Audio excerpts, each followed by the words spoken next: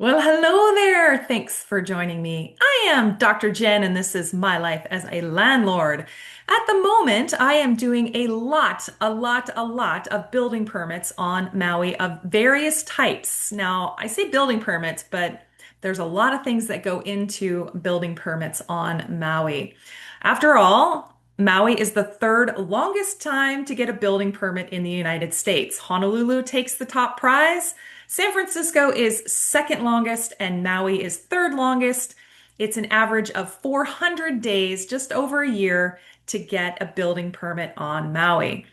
But there's a lot of other things that are involved with building permits. Things like agriculture exemptions, water usage forms, and after the Lahaina fires, something called a temporary building permit.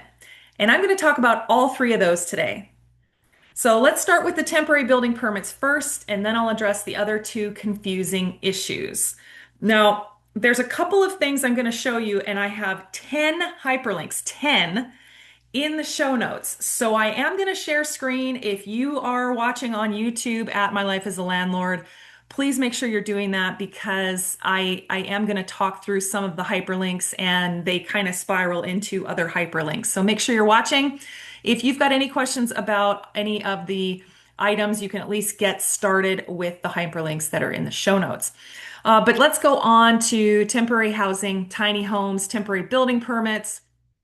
Many people assume that you can just park a tiny home or an RV on your property on Maui and live in it. And in reality, Maui County requires a temporary building permit for most temporary dwellings. Now, temporary dwellings can include all kinds of things, including tents and fencing, and there's other things that are just designed to be, temporary. But when we're talking about dwellings, it's a little bit different. So the good news is the County of Maui does not have necessarily a clear legal framework for doing temporary building permits. If you understand the process a little bit, it's actually much more straightforward than people expect. And so here's what I'm going to talk about. I'm going to talk about the actual Maui County building code that governs temporary dwellings, how the temporary building permits work, at least from my perspective. Remember, each site is different, so I'm going to highly encourage you to call the county directly based on your site, your situation, what you're trying to put up, all that. But we'll go through this in all the hyperlinks, and we're going to include the step-by-step building permit application process, what documents you're going to need, and how ultimately to avoid delays in approvals, okay? And so let's talk about what the Maui County Code, Chapter 16.25 says specifically, and it's an ordinance document. In fact, I think, give me 2 seconds here. Temporary, no, that's not, it's that one. Okay, let me share a screen on, let's see, I know how to share screen. I really do. Okay, there it is. Okay, so this is the ordinance that was set up. This is post Lahaina fires on the temporary structures and uses on how this all works, right? It's a permit requirement, construction documents, but this is the underlying part where it says temporary structures, including those used as dwellings under permitted, geez, temporary structures, inclusive of those used as dwelling units permitted under a state or local emergency proclamation. Under Section 127A-14 Hawaii Revised Statutes must be permitted initially for 42 months, after which the property owner may apply for an automatic permit extension for no more than 18 additional months from the date of the initial permit expiration. Now, so basically it's 60 months or 5 years for this. So the question then is, what exactly can you put up? Now, this ordinance doesn't say very much more. Like it's all, that's it. That's sort of the gist of it. But let's go into some of this, the other hyperlinks, and then I'll jump back into explaining what the law actually says. So first hyperlink in the show notes is the ordinance. And then the second is going to be the mauicounty.gov. Now, imagine, I know I'm sharing screen here. We just had a really serious storm here. So there's emergency alert is written on the top of my screen because there is a flood watch here. It's actually beautiful and sunny here at the moment, but it was absolutely blowing sideways, lots of flooding and damage. So that's why you see this up here. And so I am on the county website. It is talking about building permits, exemptions, agriculture exemptions, which we'll talk about here in a bit, and then just some other things as well. But this building permit one, if you click it, it goes to, nope, it goes to, let me open in a new tab. It goes to this. And so it explains this is the Maui Automated Planning and Permitting System known as MAPS. And if you scroll down, it explains how to apply for a building permit, a demolition permit, or a temporary permit. Now, this is the one you want to go to. I'm not going to click it because the first thing it's going to do is it's going to make me log into Maps. And we're not actually applying for it, we're just talking about it. But there are other forms here where you've got your owner contractor authorization. And let's see, I think, in fact, I'll open that one. So this is the one where whoever's the registered owner on the lot, whoever it is that wants to put up a temporary building permit or temporary structure of some kind.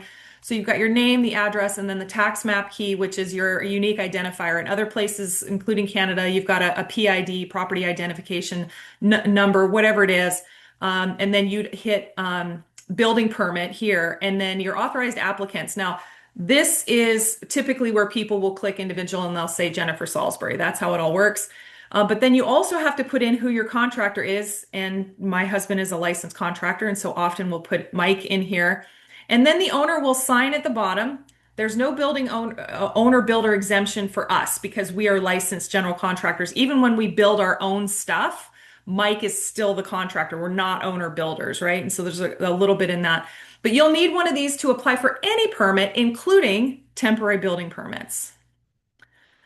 Okay, and I think that's the only one for that, but you would want to click this one, the temporary building permits, as we go through this. Now, this is an overview of how MAPS works. You will need to create a login. Sorry in advance. And so they've got all kinds of YouTube videos. And truth be told, when they brought this online, I did the first YouTube videos because they didn't have anything. And there were a lot of people who were confused. Okay, and then there's more information about maps, and it's the same link. Okay, fair enough. All right, then temporary building permits for dwellings. Now, this is a different site. This is because the temporary building permit was designed post Lahaina fires. It's on the mauirecovers.org website. And so you're going to see a number of these temporary building permits for dwellings. Now, this is not just valid in Lahaina, though, or in any of the burn scar areas. This is for really anyone on Maui. And so, but you've got to check, right? You've got to make sure that this applies to you based on your state district, your county zoning. You've got to make sure you've got it.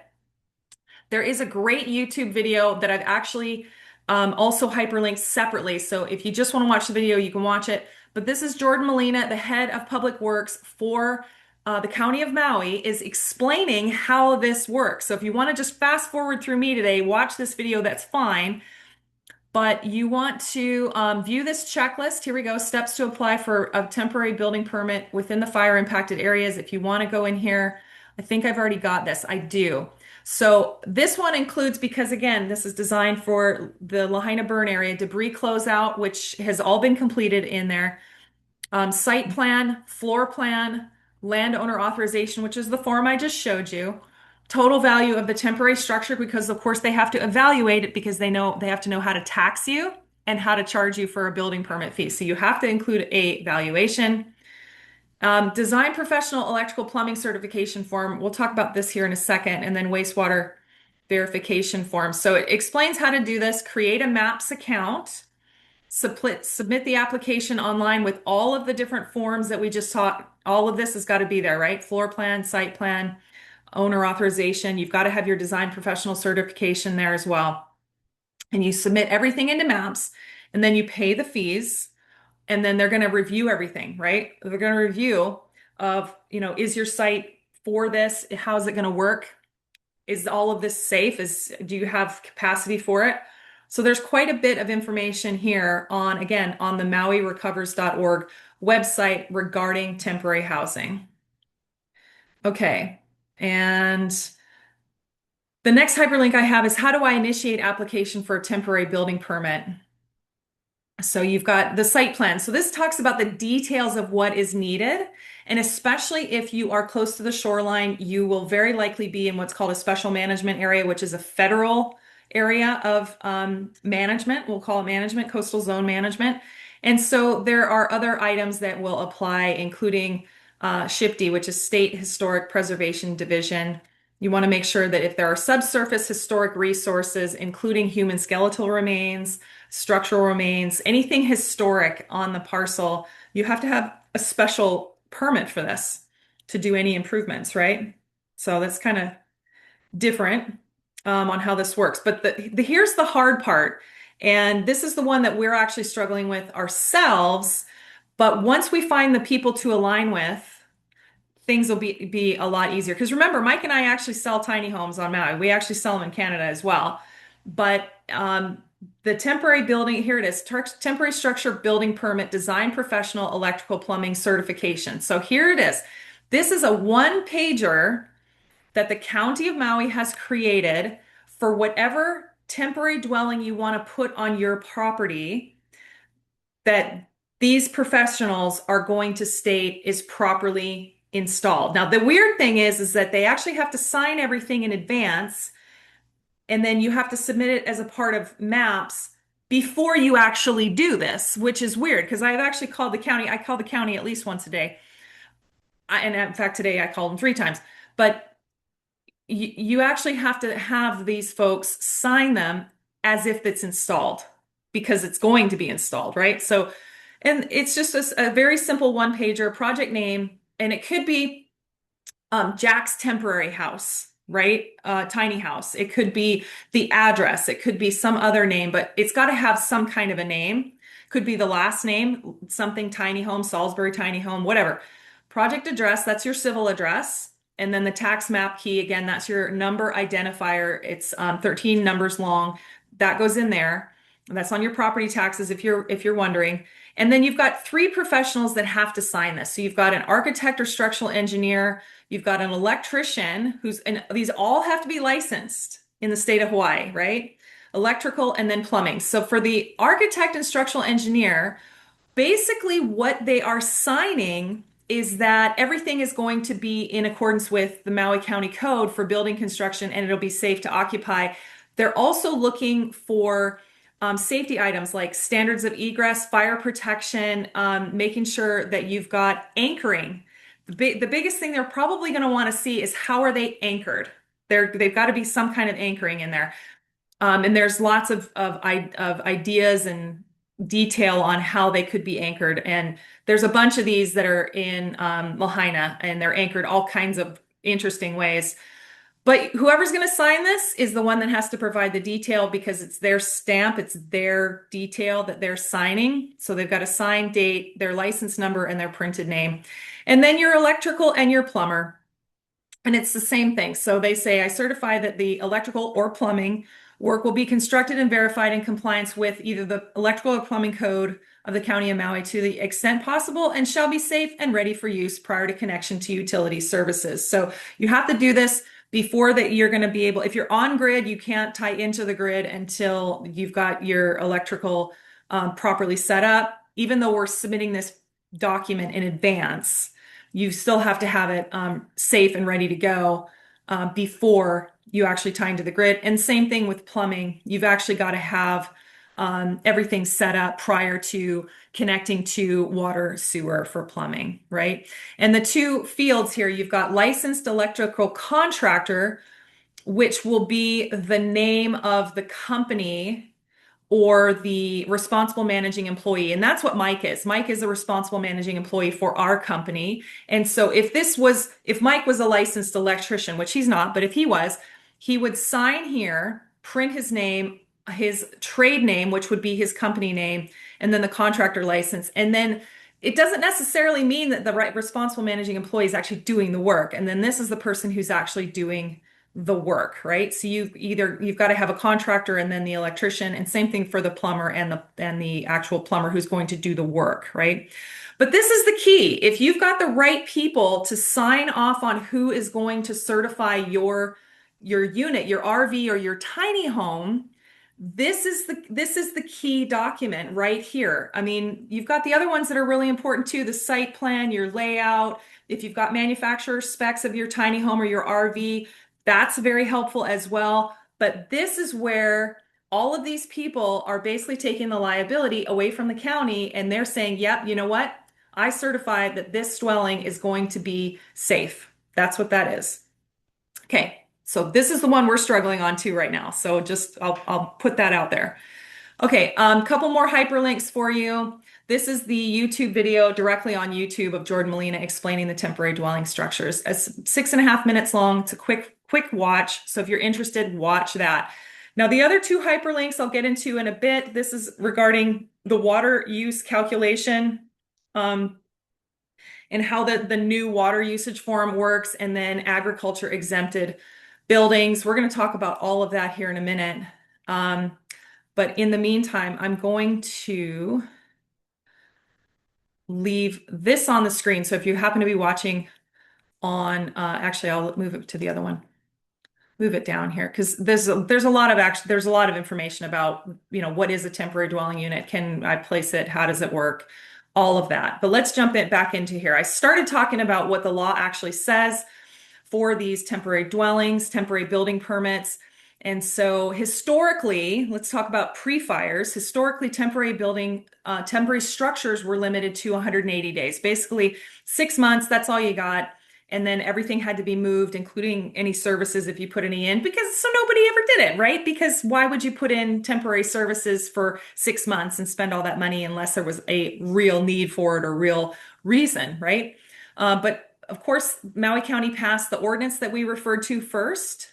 They passed the ordinance that referred to first, which expanded temporary housing allowances, especially for disaster recovery, that could be extended the whole thing for 60 months for 5 years.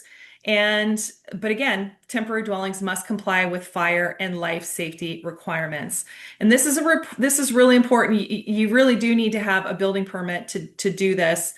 There's a lot of people on the island who are not. They're just cowboying it. That's what we call it when people just big fat do it anyway. And of course, on the speed task force, I talk to them straight up. I just say, people are just going to cowboy it. And they're doing that. So, all right, well, let's talk about what counts as a temporary dwelling. The county recognizes several types of housing structures, including RVs, prefabricated temporary homes, modular units, construction trailers that are used as housing, and tiny homes placed temporarily. But the key distinction is its temporary use. There is usually not any permanent foundation, and the county expects the structure to eventually be removed or replaced by permanent housing. That's the whole idea of this.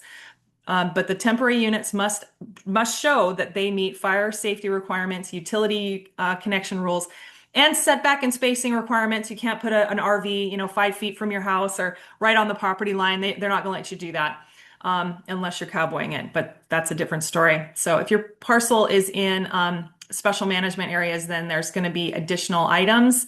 In fact, this may just not even be worth the fight if you are in an SMA. Now, Lahaina is different because Lahaina is all shoreline, so that's different.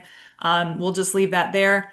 Especially if you are in an SMA or a historic district, or you're in a flood hazard area, that might be another issue as well. For those of you who are trying to figure out temporary building permits, but you're not online savvy, unfortunately, the county does not accept any paper permits anymore. And when we built Paradise Ridge, it was all paper permits. It was just huge rolls of these gigantic blueprints and multiple ones. I remember that we had started, I think, either 8 or 9 sets of permits, these huge rolls of plans. And by the end, we only had 3 left. 3 final rolls of blueprints. Well, guess what? Now everything is done electronically. So unfortunately, for people who are not that tech savvy, they tend to hire other people, including me, that can do this type of online self-service, right? So you've got to make sure you do that. You've got to create an account, submit the permits, upload documents, which means you have to deal with scanning as well, which can be a problem. Pay the fees. You can pay it online, track reviews, and schedule inspections. And of course, people who are not used to responding to emails, this can be difficult too, because in maps, when something changes, you get an email. But I've seen where people just straight up miss emails. It goes in their junk folder, or they're just not on email all the time. They might be on email once or twice a month, and that's it. And this is where, one of the reasons why it can be delayed is because of electronic stuff as well, right? So you got to be careful when you're using maps. You've got to have everything uploaded electronically. Yeah. All right, let's talk about more of the step-by-step permit process when you're doing temporary homes. Now, of course, I've walked through a little bit about it on MauiRecoveries.org, Maui Recover, MauiRecovers.org, which again is in the hyperlink. So make sure you say that in the show notes if you want. So the first thing you're going to do is create a Maps account. And then you can start a permit application. You go to building permit, temporary structures and uses, the one that says, including tents and things like that. They don't say tiny homes. Like it's a little cryptic, but you're looking for the word temporary. That's the one you want. And then you enter your property information. It'll say what location do you want. You enter either your tax map key or your civic address. And then they will say, okay, who are you? Like, because now you've created this login. And so they'll say, who are you? And you'll be the applicant or the owner or whoever. And then you will describe the temporary dwelling and the estimated construction value. And then the biggest thing is that you'll have to upload the required documents, right? One of the other things that they really want you to have, they don't tell you this off the hop, is they really want something called a land use designation. Anytime Mike and I are involved in any kind of building permit or improvement of any kind anywhere in Maui, I will instantly go into Maps for that TMK and request a land use designation. Now, what this is it's a one sheet that confirms the state district. Is it in the SMA? Is it in the flood zone? What's the zoning? How big is it? And it has all these factors on it. And so this is really important. And so when you get that land use designation form, the LUD, you'll upload that with your temporary building permit, right? That's the biggest thing is you want to prove that you're not in the SMA. You want to prove what district and what zoning is. So your site plan, let's talk about your site plan a minute. Now it can be, can it be hand drawn? This one can't be hand drawn. You actually have to have this one to scale. Property boundaries, you got to have where you're going to put this tiny home location, existing structures also, driveways and access, water and sewer connections. So if you're on septic, you got to say where the tank is, where's your water meter, distance to the nearest fire hydrant, that's critical. And then the distances between structures. They're also going to ask you setbacks. So the nearest corner of your tiny home or whatever you're going to permit, your RV, they're going to take that measurement from the corner of where you want to put it to the property line, to the nearest property line. And so even if it's a couple hundred feet, they're probably going to want to make sure that you're not within the setbacks. That's important. Okay, so part of your utility documentation, they're going to want to know, are you on private water or county water? And you're going to use the you're going to use the new water usage form, which I'm going to go through here pretty quickly to submit. But if you're on private water, meaning you've got a well somewhere or you're on catchment maybe. Now catchment isn't potable water typically. It is non-potable unless you're going to filter it. So there's a little bit different here that if you're on county water, you have to go through the water usage form calculation, which we're going to do here shortly. But if you're on private water of any kind, there's a little checkbox in the top that says private water. You still have to submit the document that says private water, even if you're not going to do anything with it. You also have to declare the sewer, the septic system, whatever it is. Are you on wastewater, like a regional wastewater system, or are you on septic? And then what you're going to do for electrical service, whether you're going to be off grid, on grid, what's your plan? But those are the big three: is water, sewer, and electrical. Okay. Professional certification, we talked about this already. You must have those three: the structural engineer, architect for the tie downs, the electrical plumbing, electrical systems and plumbing systems. You must have that to submit.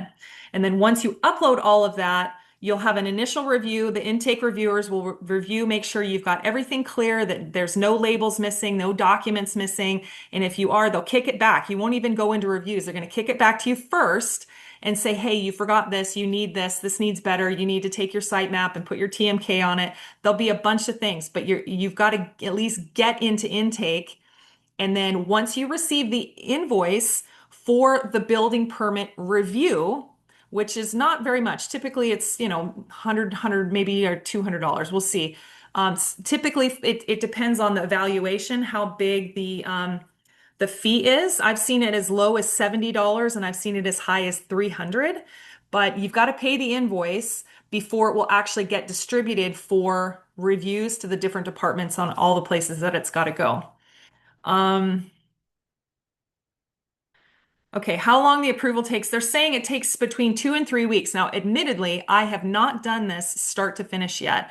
I would really like to. And so I'm actually queuing myself up. And there's been a ton of people asking me questions about it, which is why I'm doing this podcast. So I'm giving you the hyperlinks. And what I'll do is I'll do a part two of how it went, and I'll keep track of all the time. But they're saying that typical review time is 2 to 3 weeks, but it also assumes that there are three or fewer temporary dwellings on the property and that you are on county water and county sewer. If you are on septic and you have to go through the State Department of Health, it's going to be longer. If you exceed 3 units, then water is going to declare that as a subdivision. They're probably going to make you do all kinds of crazy things. So 3 is really the magic number. And I would advise you call these departments ahead of time and say, I want to put on X amount of temporary building permits. Is that going to trigger anything? And I think the number is going to be 3, but you need to check. Is it 3 tiny homes or RVs, or is it, hey, I have a main dwelling, I have an auxiliary dwelling, and I want to do 2 tiny homes, which was a total of 4. Does that trigger it? So this is the question. You've got to be real specific on what you're going to do or what you want to do on your parcel. You've got to be real specific because it can get really kind of hairy. Okay, common permit mistakes, incomplete site plans. People often forget the hydrant distances, the structure spacing, road access measurements. They want to know how wide your driveway is. Missing utility documentation. Sometimes the wastewater and water details are missing, or they should be there, but they're not. Sometimes people submit as a building permit and not a temporary building permit. If that's the case, you got to go back out, you withdraw it, and then you go in through maps in another way. But again, this all takes time, right? This doesn't happen instantly. This all takes time. But the biggest thing is that a lot of people ignore the fire safety requirements. You have to make sure that you are adhering to fire code as well, right? I want to make sure that you understand too, as you're talking about temporary tiny homes, that if you've got a tiny home like ours, our tiny homes come from China, right? I'm just going to tell you straight up. A lot of people don't like that. That's fine. I understand. Our goal was not to make everybody happy. It was to keep people housed. When the fires happened, you had a lot of people living in shelters and then long-term living in hotel rooms. Imagine living in a hotel room with no cooking facilities, and you weren't allowed to use the amenities of the hotel either.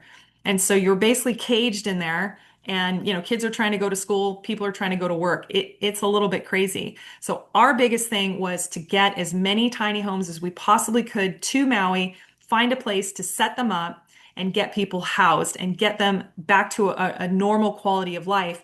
And I had called the county ahead of time and I said, there's going to be people doing all kinds of crazy stuff.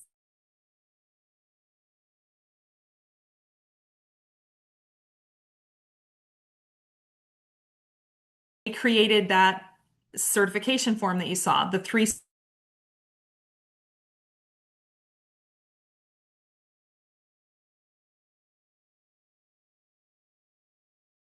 certification where you've got the architect or that. It didn't matter what kind of structure help with that and sign, then you could at least apply, right? They can say no, but you can at least apply for this. Okay, so let's transition into the new water usage form.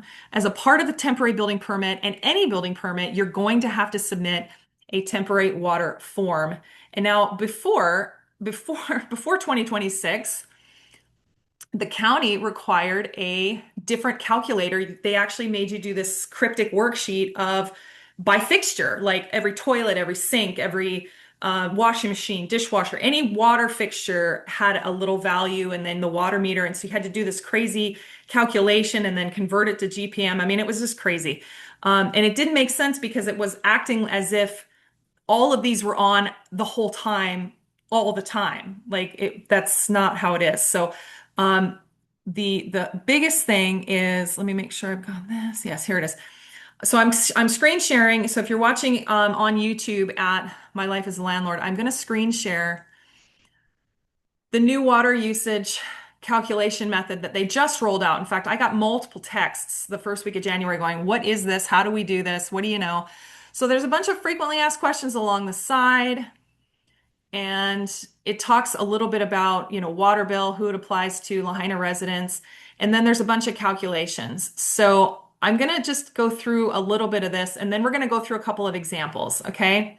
Um, so the water usage submittal checklist, in fact, let me open this up in a different one. Okay, so here it is.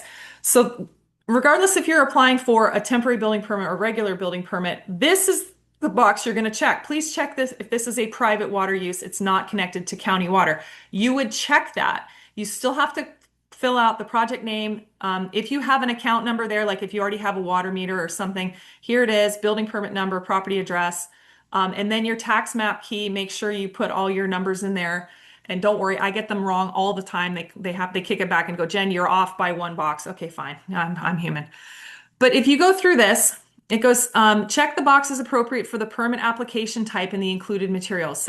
Select only one permit type and include the required items plus select optional items and see page 2. So let's just walk through here. So section 1 is no bathrooms or bedrooms at all. No water review materials required with this application. This would include things like a deck, right? A deck has no plumbing permits in it, right? So fencing or retaining wall, wind turbine, windmill, photovoltaic, re-roof, all of these are non-water anything, right? And then if they say it's a non-bed, bath, residential accessory structure, so that would be the deck, right? You would check that and say, yes, it's a deck. Okay, section 2, water containing structure, either a water tank, swimming pool, spa, home hydrant, whatever it is. So you would check that one if it was a water containing structure. No, you don't have to put it in if you have an aquarium. Okay, section 3, a single family resident. If you're going to have just a single family dwelling, you would put this single family dwelling and then required bedroom and bathroom count. See page 2, for example. So it walks you through an example, which we'll talk about here in a second. I'm not going to walk you through that one. Multifamily, residential, required indoor bedroom, bathroom count, outdoor, and then maximum flow rate, and then optional to size smaller meter. Yeah, I don't know about, I've not done the optional part yet here, but let's go down to section 5 here. So non-residential, including agriculture. So if you're going to build like a workshop, right? Estimated daily usage calculations, Department of Water staff convert to ESDs, indoor, outdoor, and then water meeting size calculations. So some of this is cryptic, but if you're listening to this podcast or watching this video, chances are you're not going to be doing any of this other crazy stuff. You're very likely just going to be doing a single family home or a tiny home. That's these, right? Single family residential. That's what you're going to be doing. Pretty simple. Then you sign, print your name, date, done. You can read through this and explains on how to do it. And very interesting. I'm going to leave that there.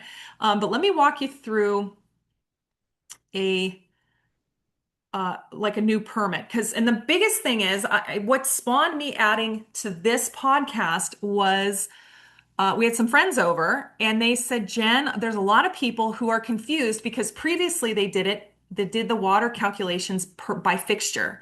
So people have, let's say they have a main home that's by fixture, but now they want to build an ohana or an accessory dwelling unit. And now you've kind of got this previous fixture calculation, but now you've got the water usage form. How do you actually translate how many things can we have in this new ohana that we want to build?" And so that was what spawned all this, was that I actually did a deep dive and was like, how do you do this? How do you reverse engineer what was permitted before and then figure out the capacity for what you could build? And that's what I've done.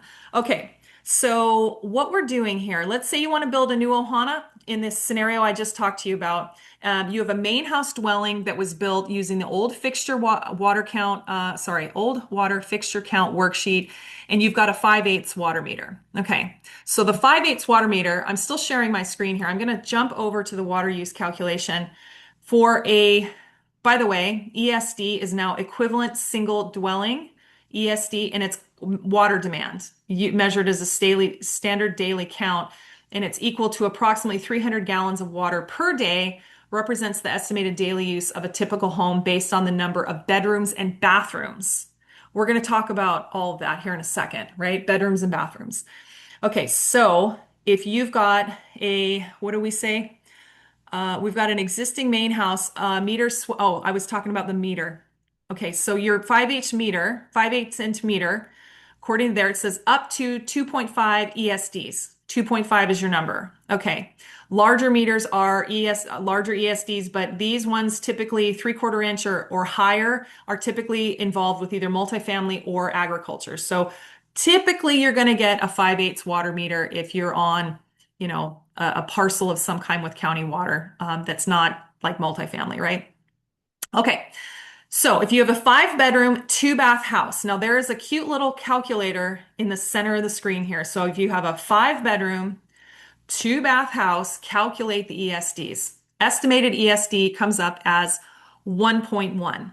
Now, that's not including any of the exterior water. Now, the water, it says right here, after calculating your dwelling related ESDs, add zero point 0.5 ESD for outdoor use, meaning your hose bibs, right? So you really don't have 1.1, it's 1.6. So your existing 5-bedroom, 2-bath house using your new water usage form, including the hose bibs, is 1.6 ESDs. Okay. Now the water meter, remember the water meter had the capacity of 2.5. Okay. So then to account for what you could build, you've got 2.5 for your water meter minus the 1.6. So you have zero point 0.9 ESDs left for your ohana that you want to build. Okay. So let's look down here. It says pre-calculated ESD values. Because remember, this is if you know your bedrooms and bathrooms. And if you don't, 0.9, what do you know? Look at this. 3-bedroom, 2-bath, 3-bedroom, 2-bath, 0.9. So you could build, according to water capacity, you could build an ADU that is 3-bedroom, 2-bath. Okay. Now, here's the question that I keep asking is, does that include another 0.5 for additional hose bibs on the ADU or not? I think the 0.5 is inclusive of everything, but this is brand new. Everybody's asking questions and learning how to do this. So that'll be my next question to them about figuring it out. Now, here's the trick. If you're not on county wastewater, if you're not on county sewer and you are on a septic, your main house is already at 5 bedrooms and 2 baths, meaning the biggest septic system that you can put in is 5 bedrooms. That's it. You're maxed out on that system, which means if you're going to build a new ohana, a new ADU on septic, it will have to have its own septic. So then you'll have a 3-bedroom, 2-bath layout, which typically would probably be a bigger system. But again, you need your mechanical engineer to design this and submit to Department of Health for the permits for this. Okay, now let's talk a little bit about some of the nuances of this new water usage form, and then we'll get into agriculture exempt buildings. Okay. Any type of bathroom, including a half bath, even if you just have a toilet locker, it's a bathroom now, right? So even if you have just a day head that's a toilet and a sink, doesn't matter. It's a half bath. It's now considered a full bath. Everything is considered a bathroom, no matter what. So be careful on how you're setting this up because you don't want to shoot yourself in the foot with this ADU. If you start putting day heads over here, or you put a toilet in the laundry area, careful, make sure you're not screwing this up because they will count. Also, dishwashers and washing machines that used to be counted as fixtures are no longer in consideration, which means if you're putting in a new ADU, according to this new calculation form, it appears that everybody can have their own laundry as well. They don't care. Now, there is another option where people, and myself, I've done this too, where I purchased additional fixtures on the old system. Sometimes that's available where they would let you purchase additional fixtures and additional capacity. And what about that? Doesn't that count for something because it's money that's previously spent? Aha. Yes, there is a tool that will allow you to increase your ESDs based on this. So if you keep scrolling down on the water meter calculation page, Here it is, ESDs based on previously purchased additional fixture units. So I had 5/8 water meter on a previous property and I purchased 8 additional fixtures. So then you can calculate estimated ESDs zero point 0.6. So even though I have a 5/8 water meter that's 2.5 starting off, because I purchased those extra fixture units off the hop, my actual starting value is higher because I purchased those fixture units before. And so my actual starting unit in or starting value in this situation would be 3.1, right? And then you reverse calculate the main dwelling, and then that leaves you what you could have with your the ohana you want to build. And what's probably going to happen is you're going to have a higher capacity. Your ADU could be bigger for the bedroom and bathroom count for water. Now, be careful. Remember, we talked about in this situation that if you have to have a new septic system, your ADU potentially could be five bedrooms again, because that could be your max septic. But at some point, you're going to hit a deal breaker, and it very likely will be square footage based on your zoning. So, like if you are trying to build a second farm dwelling for agriculture zoned lots, right now the biggest second farm dwelling square footage is 1,500 square feet. But if you're in something else like a residential, your ADUs may be different, and they may be a lot limited based on square footage that has nothing to do with the water capacity. So you're kind of talking different orange apples and oranges here. And notice I'm talking about water, sewer, and zoning all in the same calculation, right? It's kind of crazy. But that gives you an overview of how to do the new water usage worksheet for the county. And again, there's all kinds of hyperlinks. There's at least one, and I'll throw the second one in there as well. Now, let's transition into agriculture exemptions. This is a tool in Maui County that is designed to assist farmers and active folks in agriculture to create a structure to assist in that agriculture. The structure is not a dwelling. It's not supposed to be a dwelling. And this tool is a building department function only. This is not for planning. So this exemption is basically a declaration from the owner to the county saying, I promise that I will use it for agriculture uses and that we will adhere to everything. And that's pretty much it. You don't have to hire an architect. Everything can be hand drawn, including your layout can be hand drawn. Your site map should be to scale if you can, and it has to include all of the structures. Even if you have a CPR lot, remember, if you're going to do a condominium on your lot, the county doesn't care about CPRs. That's a state tool, is CPRs. So you want to be careful because when you submit for an agriculture exemption on, let's say you have an agriculture lot, even if it is CPR, the county's not going to care. They're going to look at everything on the entire parcel, and then you need to put in where your ag exempt building is going to be. They're going to want to know where, how far away it is from the nearest structure, and a couple other things. Let me go through here, make sure I'm getting it. Yeah, so in order for this to work, you can't just do ag exempt buildings on any parcel. That doesn't work like that. So for ag exemption, the site's got to be state district and county zoned agriculture. If it's anything other than that, like for example, state district rural, then they're going to do a deeper dive on this. Also, the parcel has to be at least 2 acres. There is a couple of other requirements, but 2 acres seems to be the magic number. Anything under that is potentially too small. And if the state district is, again, if it's not agriculture, if it's rural, then the usage of the building will come into play. Basically, what they'll want to know in rural areas, people are still farming, right? They're just not zoned agriculture, it's zoned rural.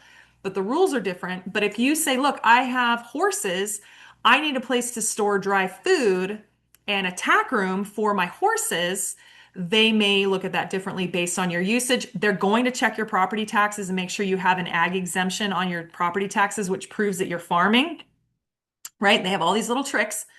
But you've also, as the owner, have to declare that you're doing an ag exemption. The exemption number is based on square footage. And typically, if the building is less than square footage, then there's a different criteria that you're going to request the exemption. But there's usually only 2 that will actually fly, and that's exemption 7 which is for structures less than 1,000 square feet, or exemption 12, which is over 1,000 square feet, but less than 8,000 square feet. So an 8,000 square foot building is huge, right? But you want to make sure that if you've got it. But here's the kicker. The structural span on these has to be less than 20 feet. Sorry, 25 feet. Let me say it again.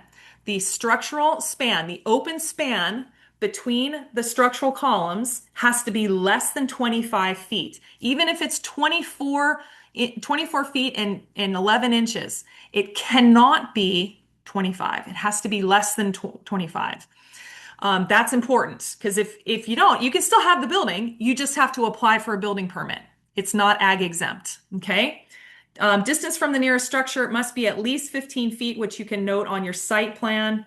Total floor area, whatever it is, whether it's below 1,000 square feet or above 1,000 square feet, you've got to know what it is. You've got to declare what it is along with the length and the width of the building noted. You've also, again, you've got to declare the usage. They want to know what it is. So I mentioned if you have horses, the building can be for animal feed or dry storage or a tack room, right? But if you have other animals, again, animal feed for dry storage. Other uses could include agriculture storage or sorting tables. However, if you want to be sure that if you're using the words barn implies that you might have animal stalls in it, which may trigger an additional fire water storage next to the barn, which then may again impact your water usage. There may be some other implications. They may not let you do some ag exempt things. These, again, every single one of these, you want to make sure you're asking questions because if you get it wrong, you actually have to go through a building permit, right? Okay. Also, if you state you're going to store equipment in the building, if you state that is why you're making the building, they may make you sprinkler it. So that might trigger a fire inspection. So be careful what you're actually going to use this building for. One final note, I know some commercial fishermen are asking me about ag exempt buildings. If this is you, drying or sorting tables in the structure is an appropriate use for an ag exempt building. However, you cannot declare that you're going to store commercial fishing vessels in it. That's not exempt. That's not considered agriculture. Okay. Even if that is actually what you're going to do with it down the road, you've got to get through the exemption part, right? Doesn't mean you can't have the structure if you do something different. It just means you won't be agriculture exempt and you've got to go through a building permit. And remember, none of what I said has anything to do with it being a dwelling. We're just talking about building supporting agriculture work. Okay. Let's keep going. The layout. The layout of the building itself. I'm going to keep going on this, and sorry, I'm flipping back and forth, but just bear with me. Again, I'm going to say it one more time because this will kick you out of an ag exempt building if you do it wrong. The clear span between the posts must be less than 25 feet. No exceptions. Otherwise, fire and building inspections get triggered. If you have to have a structural inspection, that means you have to have a building permit. Okay, the layout of your building can be hand drawn, but the clear span, again, must show less than 25 feet, and you must show dimensions on all sides of the structure. Now let's talk about mezzanines. You can have a hayloft as a mezzanine, but it can't be too high. My understanding, it's not above 12 feet. So if you have a mezzanine, you have to note its height is less than 12 feet. So how about 11.5 feet? Something not 12, or 9, something that's not 12. There is no limit on how large the mezzanine can be, apparently, but the limit is the height of the loft for your 1-story building. Remember, this is not designed to be like 3 stories taller, like a Cabela's type thing. That's not the purpose of this.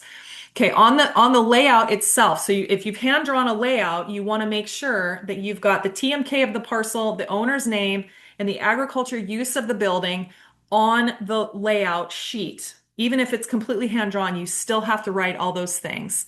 Okay, and then the site map. If you have ideally a survey of some kind with all of the structures on the entire parcel, even if you have a CPR lot, you've got to name all the structures. All the structures on the entire parcel must be shown, and they will check. They will check. Okay. The proposed exempt building must be shown on the site map. I typically will write it in red. I'll probably put it in red, and then I put all of the distances to the nearest property line, the nearest structure, even if it's several hundred feet. I will write it all in red. The if the building is near the setback near a property line, then the distance to the property line must be shown. Also, the TMK must be shown on the site map, and if it's not there, then you need to write it on there. Okay, now here's the kicker here.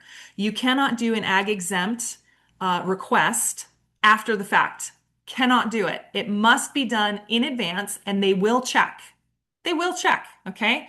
They must be, so for example, if you have a 40-foot container on your property, yes, you can request a BX, an agriculture exempt on that 40-foot container. However, if it is already on your property, you cannot apply for an agriculture exemption where it is on, where it's already located. It's already there. You can't have it after the fact. But here's the trick, and this is where I love playing the game. I normally will apply for an ag exemption 10 feet to one way or the other. So I'm not applying for it in the footprint. I'm applying for it 10 feet over. And then when it's approved, I move it, and then you submit the as-bills, right? So be careful because you cannot apply after the fact at all. This is only in advance, declaring in advance. And then there's a part 2 to this. And by the way, you do all of this in maps. Takes about 10 days to review. They will make sure that you have not built anything yet. And then they will approve the BX. You'll get a notification, again, by email through maps that it's approved and instructions on how to submit your as-bills. This is very important here. If you are getting a BX, which is an agriculture exempt building permit, BX, then you must submit the as-bills to let them know what you built, right? So once you have your approval, build whatever you said you were going to build, build your workshop or your barn or move your containers or however you're going to do it. And then within 1 year of the approval of the BX, you must submit the as-built of whatever you build as per the BX approval. Now, hopefully there's no changes. Hopefully there's no changes. And on the as-built, they will explain exactly how to do it. It's one little, in fact, why am I not screen sharing here? Let's do this. Okay.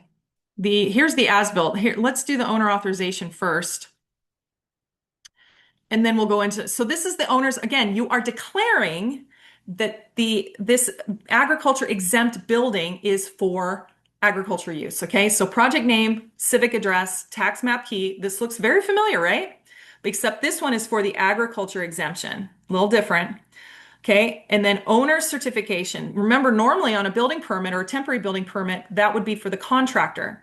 But in this case, there is no contractor. The owner is declaring this, right? You can read through what it is, but basically you're agreeing to play by the rules. Okay. Print name, your entity name, your title, signature, and you've got to put it. Now it says down here at the bottom, a final as-built notification form must be submitted upon completion of construction. Failure to submit the form will cause this declaration of compliance to be declared invalid and shall void the building permit and or code exemption. So you've got to submit a single final as-built notification form to be in compliance either within 1 year of the declaration of compliance acceptance date or within 30 days of completion or the use of the structure. So whichever happens first, right? You've got to do this. Okay, so that's the declaration that you will submit when you apply. So you'll have your site map, you'll have your layout, which can be hand-drawn, and then you'll have your owner's declaration, which is this. Okay, the next thing is the as-built notification. Okay, so this is the as-built notification form, and you'll see, here it is. Now this one is, I think this one you actually print and complete. The other one you actually submit in maps. There's not a form to fill out. You actually submit it in maps. But again, project name, address, TMK, use of structure. And then down here, check the applicable box below. The as-built conditions of the structure are as shown on the original site plan and declaration, which is what they approved, right? Then as-built conditions, or if it's something else happened, meaning you had to move it, you had to do something different, as-built conditions changed, and then you have to tell them what you did, and they have to reapprove it. But then you've got to fill all this out and submit the as-bills.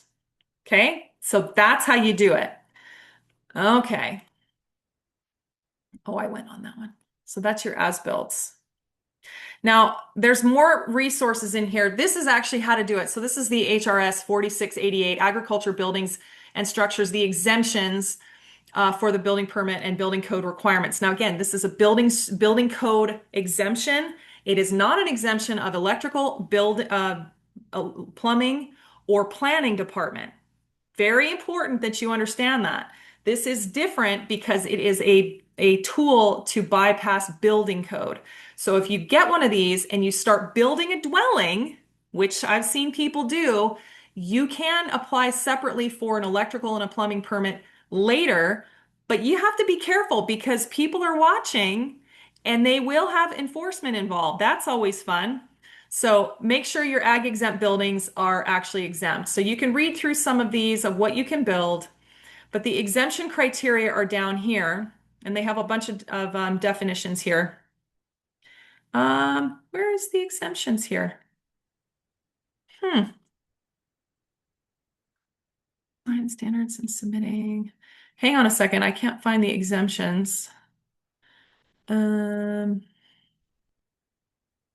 oh, they're probably in how to file. Okay, it's in this one. Here it is. Okay, so this is the instructions on how to file for the agriculture exemption. This is really easy. You do not need to hire me for this one. You can do it yourself, I tell you. You absolutely can.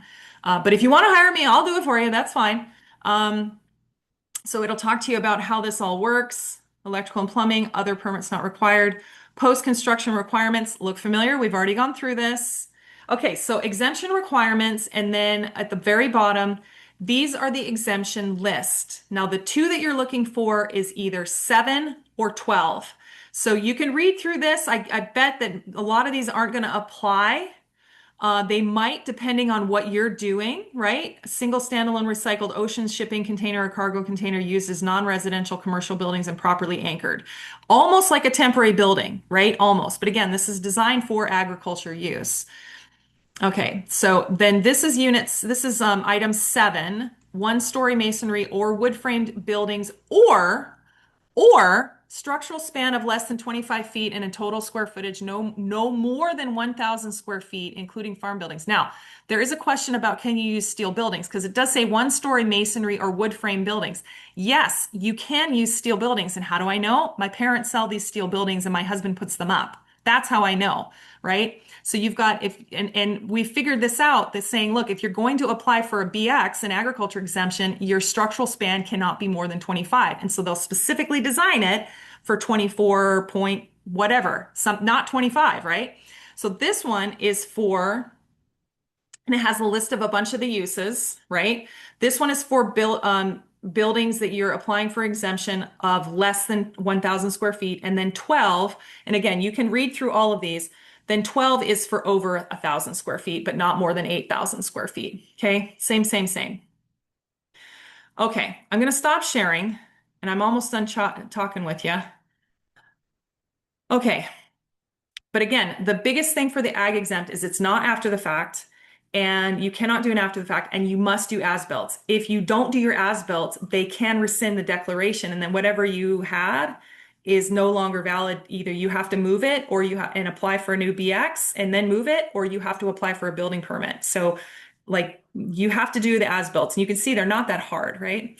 Okay, so let's wrap it up here. Let's talk about temporary housing solutions in the form of temporary building permits. Tiny homes are becoming an increasingly important tool for addressing Maui's housing shortage. The temporary building permit situation is not very easy. I checked how much shorter is a temporary building permit versus a regular building permit. They're saying it's about the same right now, and it's not because of the county, it's because of all the other reviewing agencies who are reviewing all of the other regular building permits as well. I asked them if you can do a temporary building permit after the fact, and they kind of said no, but they didn't quite know the answer. So it's kind of a gray area. I'm going to leave that alone there. Okay, temporary dwellings are legal, but they must go through the county permit process unless you want to cowboy it. I know lots of people that do. I also went through the water usage form and converting the old fixture form to the new water usage form. And I went through ag exemptions in detail. So if you understand the rules and prepare your documents correctly, or you hire someone who does, like me, approvals can happen much faster than people expect. But you've got to make sure you do your homework in advance, especially if you're the owner, even if you're hiring someone else. You've got to understand what kind of things you can expect, kind of the layout, the emails that you're going to see when maps, there's kind of things going on. So I hope this answers some of your questions about all things permitting regarding Maui County, especially temporary building permits and some of these other discussions. If you'd like to see more, I've got over 200 episodes in the library, but don't forget to subscribe to the channel for more firsthand landlord advice and real stories from around the housing world. I'm recording this today sitting on Maui, Hawaii, post Kona low storm. And why? Because real estate takes you places, and where do you want real estate to take you? Join me next week for episode 214, where the next tranche of location-specific episodes go live. And that includes 11 episodes, including some US states, a couple Canadian provinces, and even the Australian state of Tasmania. Oh yeah, we do all those all at once. Those all go live next week. I'll see you there.